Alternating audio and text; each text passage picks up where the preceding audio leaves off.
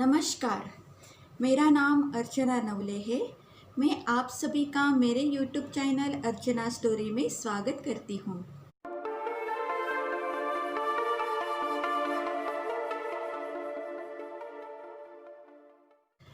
मैं आज आपको एक नई स्टोरी सुनाने जा रही हूँ। उस स्टोरी का नाम है चार मोमबत्तियाँ। रात का समय था, चारों ओर अंधेरा छा चुका था। एक ही कमरे में प्रकाश प्रकाशित हो रहा था। उस कमरे में चार मोमबत्तियां जल रही थी। सारी जगह एकांत देखकर चारों मोमबत्तियां अपने आप से बातें करने लगी। पहली मोमबत्ती अपने आप से बोली, मैं शांति हूँ। जब मैं इस दुनिया में लूटमार, आपाधापी, फरेब ये सब चीज़ों को देखती हूँ, तब मुझे इस दुनिया में रहने का मन नहीं करता।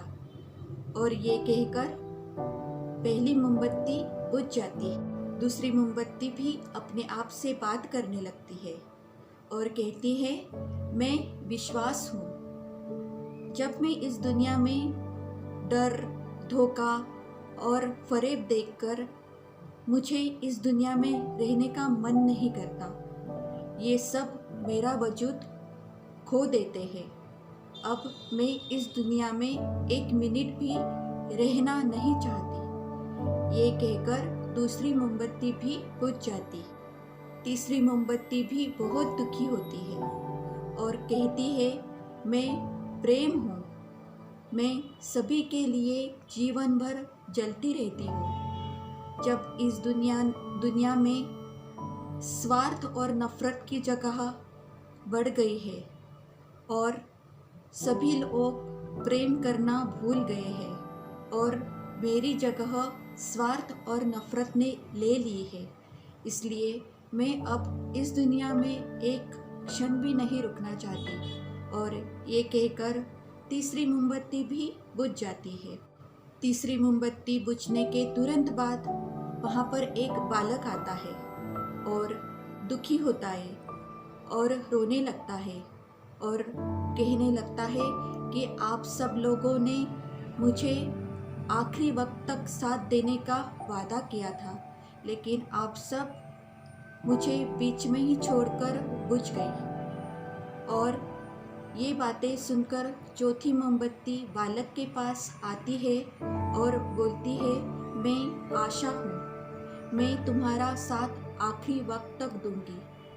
तुम मेरी लौंग से इन तीनों मोमबत्तियों को प्रकाशित करना और फिर से इस रूम में प्रकाश लेकर आना। ये चौथी मोमबत्ती की बात सुनकर बालक के मन में धाड़स बढ़ता है और चौथी मोमबत्ती की लौंग लेकर वो तीनों मोमबत्तियों को प्रकाशित करता है और फिर से उस रूम में शांति, विश्वास और प्रेम की भावना उस बालक के मन में प्रकाशित होती है और उस रूम में प्रकाश बढ़ने लगता है। और हमें इस कहानी से ये सीख मिलती है, हमें हमारे जीवन में उतार चढ़ाव तो आते ही रहते हैं, अंधेरा उजाला होता ही रहता है, लेकिन हमारे मन की आशा की किरण हमें कभी बुझने नहीं देनी चाहिए। उसी से हमारे विश्वास, प्रेम और शांति की किरण जलती है।